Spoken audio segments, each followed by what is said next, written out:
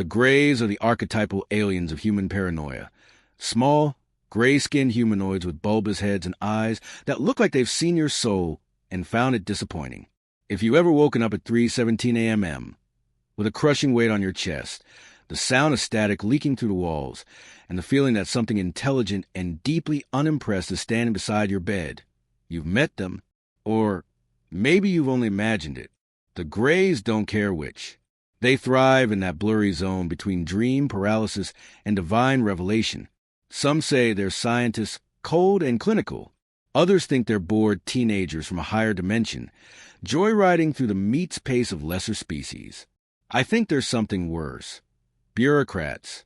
The kind of cosmic administrators who don't abduct because they want to, but because it's their job. Clipboard in hand.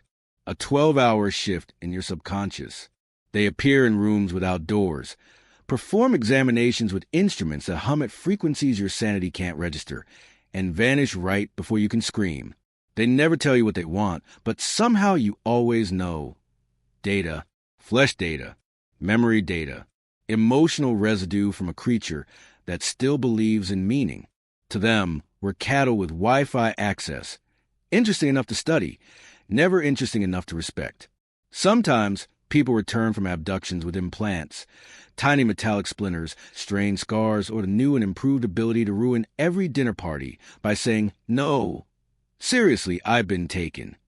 The Greys are a mirror for our fear of being known too deeply, dissected emotionally and physically by something smarter than us. They're the therapists of the void, except they don't heal you. They catalog your pain and send it back to the mothership for a PowerPoint presentation.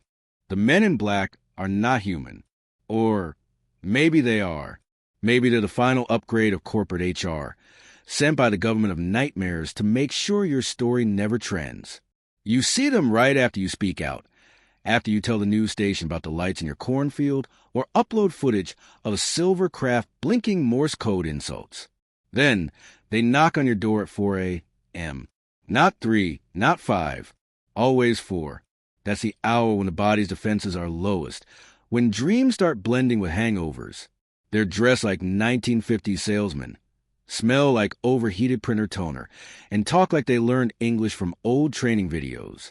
They ask questions that sound normal until you realize they aren't. Have you ever felt light leaking from your memories? What color was your mother's voice? How long have you been aware of the concept of sky? Then, before you can answer, they nod politely, tip their hats, and disappear, leaving behind a buzzing light bulb and the taste of static in your teeth. Some people say they're androids. Others say they're interdimensional law enforcement, keeping us from glimpsing truths that would make our brains detonate like microwave grapes. Personally, I think they're just janitors of reality, erasing evidence, cleaning up human curiosity like spilled coffee on the cosmic break room floor. They move like mannequins on puppet strings, faces too symmetrical, speech too flat, smiles too late. If you ever see one blink, count the seconds. It's always a little too long, as if they have to remember how human eyelids work. When people disappear after seeing the men in black, no one writes about it. No one even remembers them. It's like the world shrinks a little, silently, politely. The internet loses a user ID. A story fades from collective memory. The men in black don't kill you. They redact you.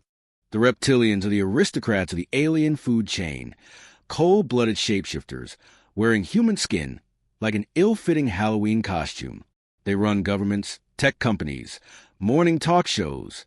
They are the lizard thoughts behind human smiles, the flickering eyes during presidential debates, the forked tongues in PR statements. There's something deeply comforting about believing your problems are caused by ancient serpent people from Alpha Draconis. Rent's too high? Reptilians. Wi-Fi's down? Reptilians. Existential dread at 2 p.m. on a Wednesday? Definitely reptilians. The conspiracy is absurd, and yet it scratches a primal itch. Because what if the world does feel rigged? Because it literally is. What if empathy is just camouflage for a species that feeds on our despair? Reptilians allegedly feast on negative energy, so every political scandal, every social media meltdown, every televised tragedy, it's a buffet. They don't need to abduct us. They just make us fight each other and slurp up the misery like soup. Sometimes, I imagine a boardroom of reptile CEOs watching humanity spiral while sipping molten gold lattes. One of them says they still think they have free will, and they all hiss-laugh in perfect sync. If you look close enough, you'll notice that the reptilian myth isn't about aliens at all. It's about control, the idea that power itself must be inhuman, because it's easier to blame the cold-blooded few than face the reality that the system was built by warm-blooded monsters just like us. Maybe we made the reptilians up because we needed someone to wear our guilt. The Nordic aliens look like us, if us had been designed by a Scandinavian furniture company. Tall, blonde, perfect symmetry. The kind of beings that make you question whether evolution just gave up halfway through humanity and said, yeah, that's fine. They're supposed to be benevolent. That's what abductees claim. Beings of light, love, and questionable fashion sense. They arrive in shimmering crafts, glowing softly like the inside of an Apple store. They talk about galactic peace and vibrational ascension, which always sounds suspiciously like a pyramid scheme for the soul. The Nordics are the aliens for people who believe in good endings. They don't probe you, they enlighten you. They won't steal your organs, but they'll absolutely rearrange your belief system without consent. You wake up from an encounter feeling euphoric, transcendent, and slightly used. They appear to those who want to believe there's order behind the chaos, that the universe is kind and wears cologne. But that's the real horror, the weaponization of beauty. The idea that purity itself can be predatory. Imagine standing in front of a being so flawless that your insecurities start to scream like static. You feel your humanity melting, not from fear, but from shame, because they are what we wish we were, and they know it. They dangle salvation in front of you, whispering cosmic secrets in a language your neurons weren't designed to understand. The Nordics aren't rescuers. They're recruiters. And maybe the only reason they look like us is because they need us to trust a mirror. Time is supposed to be linear. Supposed to. Then you drive home one night, blink, and it's suddenly 3 hours later. You're parked in your driveway with the engine off, your phone dead, and your memories missing like someone pressed delete scene on your life. That's missing time, the signature calling card of abduction folklore. It's the universe's equivalent of a jump cut. Psychologists call it temporal dissociation. Believers call it proof. I call it the worst case of alien ghosting in recorded history. You see, missing time isn't just about lost hours. It's about the corruption of continuity. The human brain is a fragile film reel, and the editors are clearly drunk. For abductees, those blank spaces expand until they eat everything else. Every second becomes suspicious. Every blackout, every daydream, every moment of zoning out during a meeting could be a clue that you're slipping between dimensions like a skipped record. And the aftermath? That's where the madness blooms. Some start remembering flashes, bright lights, humming machinery, voices saying things like, "Do not resist calibration." Others never remember anything but feel wrong, like reality doesn't fit anymore. Maybe the missing time isn't taken from us, but given to them. Maybe those blank hours are someone else's footage, someone watching you from the other side of perception, rewinding and fast-forwarding, learning your every twitch. If you've ever lost track of time and blamed it on your phone, consider the possibility that your phone wasn't the one watching you. It starts with an itch, somewhere behind the ear, or under the skin between your fingers. A bump that wasn't there before. You poke it, it hums. You scan it, nothing shows. You tell a doctor, they smile too fast. Welcome to the grand tradition of alien implants. Tiny devices allegedly inserted during abductions to track, study, or torment the chosen few. Sometimes they're described as metallic spheres. Other times, crystalline shards. One person swore theirs was shaped like a spiral, a small galaxy under the skin, they said, before laughing in that way people do when they're terrified that the punchline might be them. There are X-rays, of course. The internet is full of them. Shiny specks under flesh. The skeptics say metal fragments.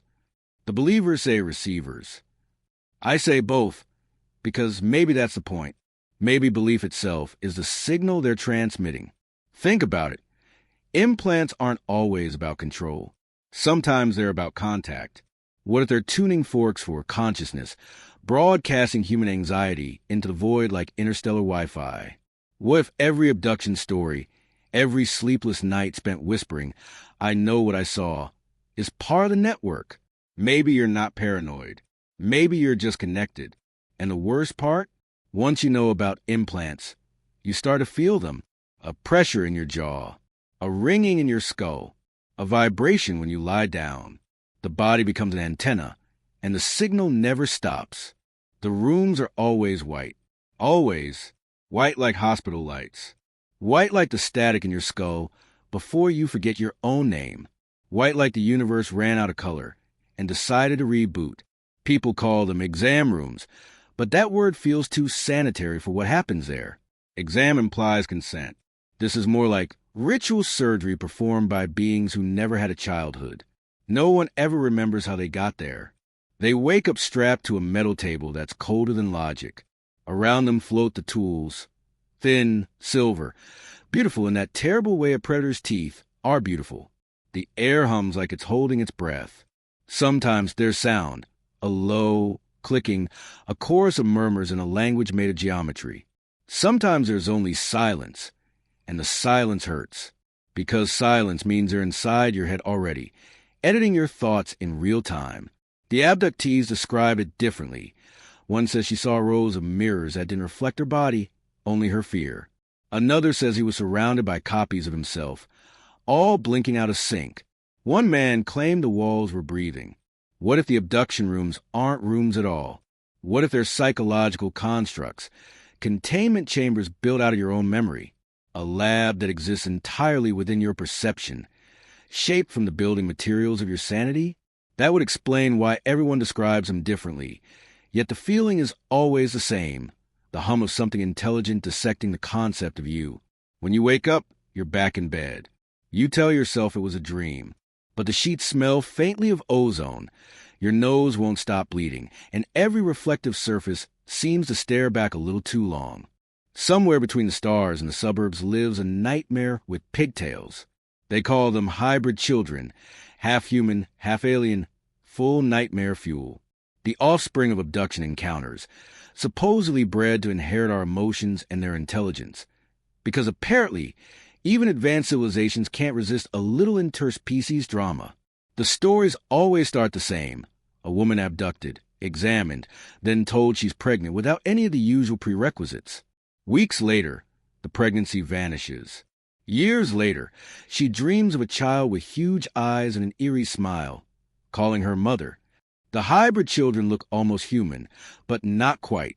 Too symmetrical, too calm, like AI-generated angels trying to blend in at a playground. They don't cry, they observe. They don't play, they study play. The idea is grotesque, but somehow tragic too. What if they aren't invaders, but test subjects themselves? Beings born from two species that can never understand each other. Half empathy, half experiment. The perfect bridge, or the perfect mistake.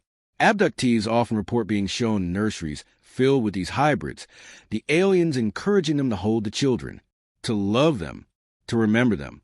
As if humanity's next phase isn't technological, but biological, spliced quiet and watching. And here's the cruel poetry of it all. Some mothers wake from these experiences crying not from fear, but from loss. Because whatever those children are, they felt real. The grief is real. So maybe the hybrids aren't proof of alien interference. Maybe they're the universe's most disturbing metaphor, a dream we can't stop giving birth to. Every abduction begins with the light. You see it first through the window, a soft pulse, rhythmic, almost alive. Then it grows brighter until it's no longer light, but intention. It doesn't just illuminate you, it reads you. The stories all sound similar. A beam descends, paralyzing you mid-thought, holding your body like a pause video. But what if that light isn't just a tool, it's the thing itself? What if the ships are just vessels of the real entity? Sentient illumination. Light that thinks. Light that's curious. Light that doesn't just travel, but hunts. Imagine being dissected not by scalpels, but by photons. Each particle sliding into your cells, asking questions in Morse code only your mitochondria understand. The abduction light doesn't care about your body. It wants your pattern, your energy signature. your story written in bioelectric whispers. Some abductees describe the light as beautiful, ecstatic, holy. Others say it's the loneliest thing they've ever felt, like being hugged by God and realizing he doesn't know your name. What terrifies me isn't that it comes in the sky. It's that it knows when to stop. It finds people alone, broken, dissociating. People awake at 3 a.m., staring at nothing, broadcasting vulnerability like a beacon. Maybe the light doesn't abduct us at all. Maybe it downloads us, bit by bit, pulse by pulse, until one day we'll wake up glowing too. They always come back wrong. Not broken, reformatted. The kind of wrong that hides inside the eyes, subtle and expanding like mold under wallpaper. They call them returners because calling them survivors would be a lie. You don't survive contact with something that edits the concept of you. You just return different firmware. A glitch pretending to be flesh. You see it right away, if you know what to look for. The vacant stare that's not really vacant. More like focus somewhere you can't see. The half-second delay between someone asking a question and them answering, as if the words have to travel through a bad connection in their skull. The hands that tremble not from fear, but from feedback, like their muscles are sinking to a signal that isn't here anymore. They all describe the same silence. Not normal silence. The kind that presses against your eardrums until your thoughts start echoing. They say it feels like being trapped inside an empty cathedral the size of the universe, waiting for something to return from the shadows. That's the part the psychologists never understand. The abductees don't fear the memories. They fear the absence of them. The missing hours are a wound that won't close. It festers into obsession. What happened? What was said? What was taken? Some of them start to remember flashes. Not scenes, just sensations. The taste of metal. The hum of impossible geometry. A voice whispering a question they can't quite repeat. They wake up screaming, not because of the pain, but because they understand the words for a moment, and then forget them again, like knowledge itself is allergic to the human brain. Doctors call it trauma. Clergy call it possession. Scientists call it hypnagogic hallucination. But the returners don't call it anything. They know that naming it would make it real again, and they've already lost too much reality. The world after an abduction feels flat, like someone downgraded the textures of existence to save on rendering costs. Trees look fake. Faces blur at the edges. Food tastes like memory instead of flavor. Some say colors never look the same again, like their eyes adjusted to a different spectrum and can't fully return. I met one once. In a diner at 2 a.m., fluorescent lights buzzing like anxious insects. He stirred his coffee counterclockwise, over and over, never blinking. I asked him what it was like. He said, "It's like remembering being someone else's dream." Then he smiled, too slow, too deliberate, and said, "They promised it wouldn't hurt next time." I didn't finish my coffee. Returners develop habits. Strange ones. They dismantle electronics compulsively, muttering about the watchers in the signal. They avoid mirrors or cover them with blankets. They hum without realizing it. Low, droning tones that make dogs whimper, and car alarms go off 2 blocks away. A few of them go further. They build machines out of scrap metal and copper wire. Devices that don't do anything, yet buzz faintly when the moon rises. One woman soldered hundreds of radio parts together into a sculpture that emitted static whispers for exactly 7 minutes every midnight. She said it was their way of saying thank you. Every returner swears they were given something. Not physically, mentally. A piece of information. A fragment of purpose they can't quite remember. It's there, right behind the eyelids, pulsing like a migraine made of code. Some say it's a command. Others, a countdown. Some think they're carriers, infected with an alien idea that will one day bloom into understanding. Most of them just want to sleep again, without feeling observed. And then there are the disappearances, the second vanishings. People who'd already been taken once, found wandering highways barefoot or sleeping in fields. Then one night, gone again, no forced entry, no note, just an empty bed and the faint smell of ozone. The police never solve it. The families stop asking. The world just edits itself around the missing, like a corrupted file quietly deleted.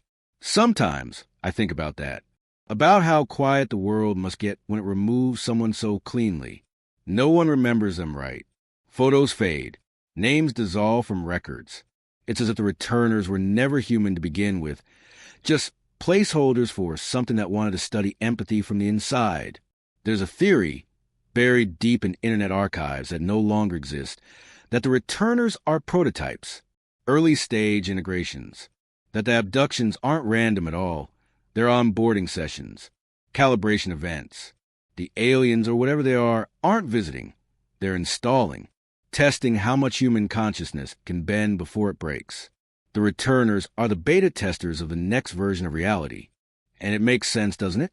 The world feels less stable every year. Memory collapses faster than news cycles.